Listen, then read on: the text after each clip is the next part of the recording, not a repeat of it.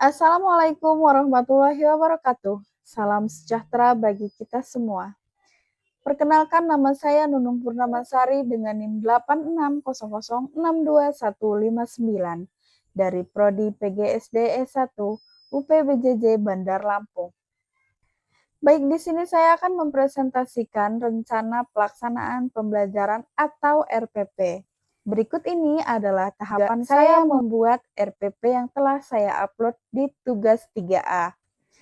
Membuat RPP sebenarnya adalah menyusun rencana mengajar agar guru tahu apa yang akan dilakukan sebelum, saat, dan setelah pembelajaran berlangsung. Jadi, RPP itu seperti panduan kerja bagi guru di kelas supaya pembelajaran berjalan teratur dan tujuan belajar siswa bisa tercapai. Nah, apa saja tahapan untuk membuat RPP? Di sini saya akan menjelaskan secara rinci. Yang pertama, yaitu menentukan identitas RPP. Langkah pertama adalah menuliskan identitas dasar pembelajaran. Bagian ini seperti data diri dari RPP. Nah, bagian pertama ini biasanya berisi nama sekolah, mata pelajaran, kelas dan semester, tema atau materi, dan yang terakhir yaitu alokasi waktu yang ditentukan. Untuk contohnya di RPP saya memilih mata pelajaran Bahasa Indonesia kelas 3 semester 2 dengan tema perkembangan teknologi dan subtema perkembangan teknologi komunikasi. Bagian ini penting supaya guru jelas sedang mengajar apa, untuk kelas berapa, dan waktunya berapa lama. Kemudian yang kedua yaitu menentukan kompetensi inti atau KI dan kompetensi dasar atau KD. Setelah identitas selesai, guru bisa menentukan kemampuan apa yang harus dimiliki siswa. Kalau dijelaskan lebih sederhananya, yang pertama yaitu KI itu kemampuan umum siswa dan KD itu kemampuan khusus yang harus dicapai dalam materi tertentu. Nah, sebagai contoh, siswa mampu memahami isi teks tentang teknologi komunikasi yang telah guru sampaikan. Biasanya, KI dan KD sudah tersedia di buku guru atau kurikulum, jadi guru tinggal menyesuaikan dengan materi yang diajarkan.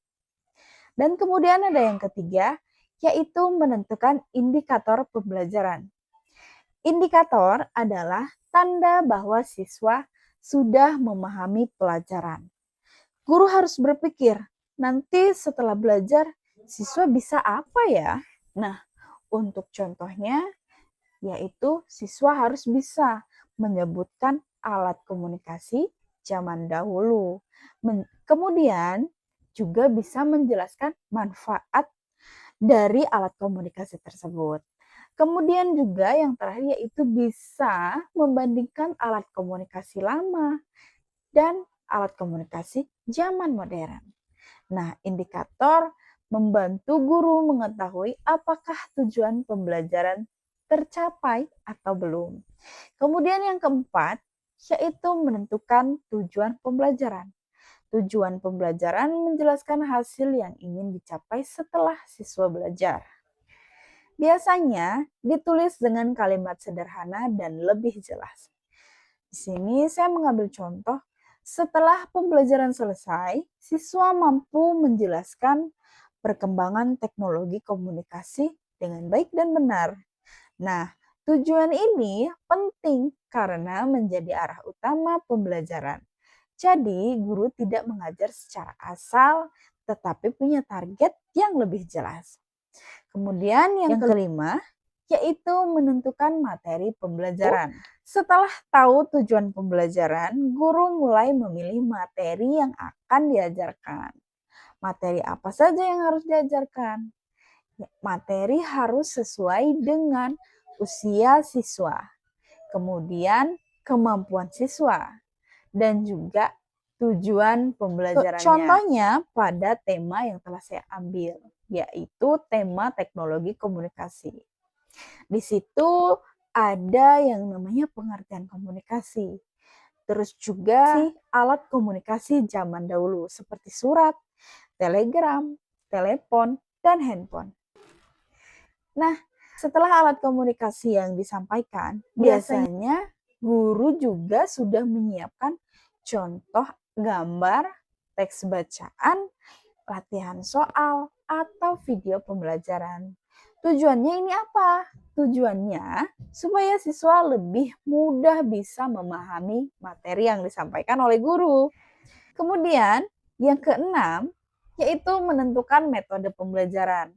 Metode adalah cara guru untuk mengajar. Guru harus memilih cara mengajar yang cocok agar siswa-siswinya tidak bosan saat di kelas. Contohnya, ceramah.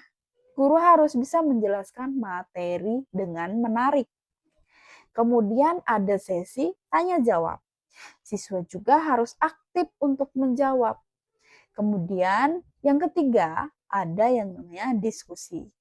Siswa harus bisa belajar bekerja kelompok. Guru menunjukkan secara langsung kepada siswa yang akan menjawab. Untuk siswa SD biasanya metode dibuat lebih aktif dan menyenangkan, menarik, karena anak-anak mudah bosan kalau hanya mendengarkan secara penjelasan saja. Dan kemudian yang ketujuh, yaitu menentukan media dan sumber belajar. Media pembelajaran adalah alat bantu mengajar seorang guru. Contohnya ada gambar, video, kartu kata, benda nyata, dan yang sudah kita ketahui terakhir yaitu PowerPoint. Kalau sumber belajar adalah tempat mengambil materi. Contohnya ada buku tematik, ada internet, lingkungan sekitar pun bisa jadi, dan ada buku perpustakaan. Media sangat amat membantu karena siswa SD lebih mudah belajar lewat gambar dan benda yang bisa dilihat secara langsung.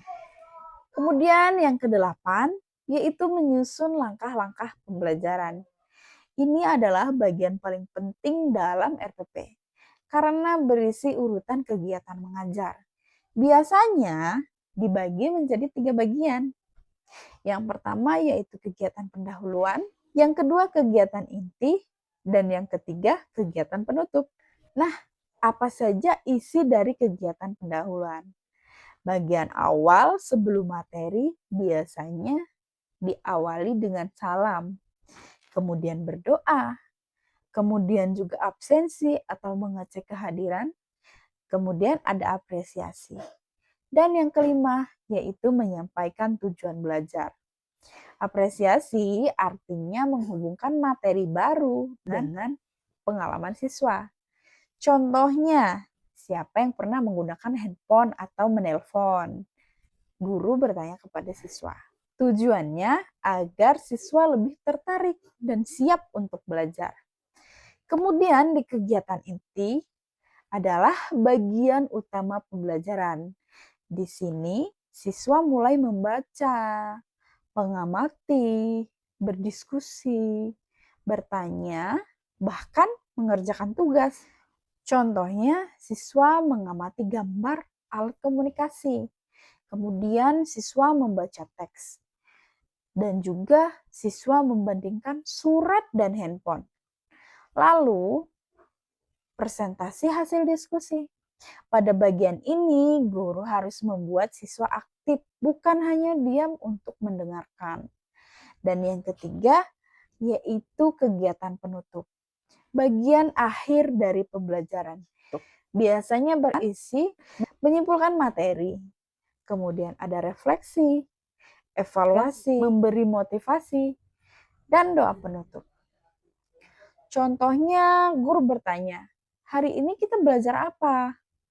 Tujuannya supaya siswa mengingat kembali materi yang sudah kita pelajari. Kemudian yang kesembilan, menentukan penilaian. Penilaian digunakan untuk melihat hasil belajar dari seorang siswa.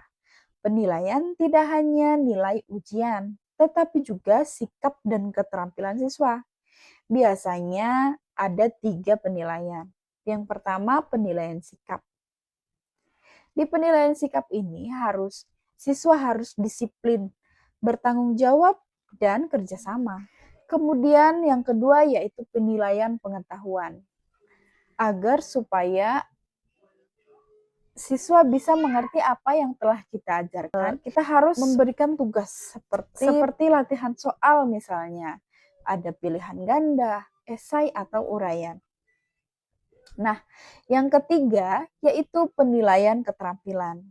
Berisi presentasi, membaca, atau bahkan praktik untuk bisa menjelaskan apa yang telah siswa tersebut pahami. Jadi seorang guru tidak hanya menilai pintar atau tidaknya siswa, tetapi juga sikap dan kemampuan praktiknya. Kemudian ada yang ke-10, yaitu menyusun remedial dan pengayaan. Bagian ini dibuat untuk menyesuaikan kemampuan siswa. Remedial biasanya untuk siswa yang memang belum memahami materi. Contohnya harus belajar ulang, kemudian guru memberikan latihan tambahan, atau bahkan memberikan bimbingan khusus. Nah, yang kedua yaitu pengayaan, untuk siswa yang sudah cepat memahami materi. Contohnya tugas tambahan, materi informasi lain, kemudian memberikan rangkuman. Kemudian yang terakhir yaitu menutup RPP. Terakhir, guru bisa menambahkan tempat dan tanggal, tanda tangan guru, dan tanda tangan kepala sekolah. Ini sebagai bukti bahwa RPP siap untuk digunakan. Nah, membuat RPP sebenarnya adalah proses merencanakan pembelajaran secara teratur agar kegiatan belajar menjadi lebih jelas, terarah, dan mudah untuk dipahami siswa. Dengan adanya RPP guru, siswa lebih sigap mengajar, pembelajaran lebih teratur. Dengan adanya RPP, guru lebih siap untuk mengajar dan bisa memberikan pembelajaran lebih teratur. Tujuannya pun lebih mudah untuk tercapai dan lebih jelas. Dan juga siswa menjadi lebih aktif dalam belajar. Nah, sekian tahapan cara saya membuat RPP yang telah saya upload di tugas 3A. Terima kasih sudah menonton video ini. Sampai jumpa di video selanjutnya. Assalamualaikum warahmatullahi wabarakatuh.